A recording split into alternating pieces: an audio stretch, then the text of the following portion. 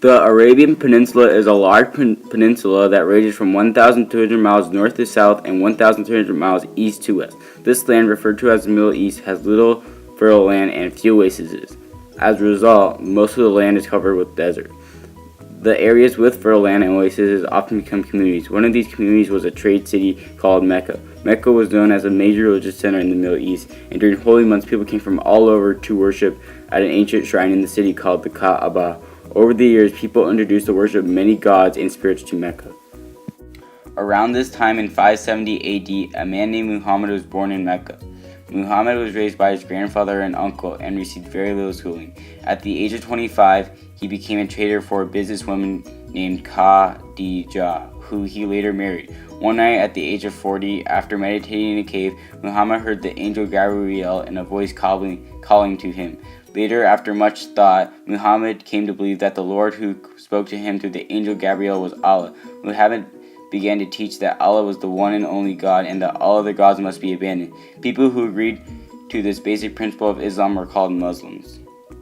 After some of his followers had been attacked, Muhammad decided to leave Mecca in 622. Muhammad moved to the town of Yathrib, later called Medina. He attracted many devoted followers, which marked a turning point for Muhammad. This migration from Mecca to Yathrib became known as the Hijrah. To be a Muslim, all believers have to carry out 5 duties. These duties are known as the 5 pillars of Islam. They include faith, prayer, alms, fasting, and the pilgrimage to Mecca. While Muhammad lived, his followers memorized and received the revelations he received from Gabriel. After he died, it was suggested the revelations be collected in a book. The Quran was created and now is a holy book of the Muslims. Muslims believe that Muhammad's mission as a prophet was to receive the Quran and to demonstrate how to apply it in life. To the Sunnah, or Muhammad's example, is the best model for proper living. The guidance of the Quran and Sunnah were assembled in a body of law known as the Sharia.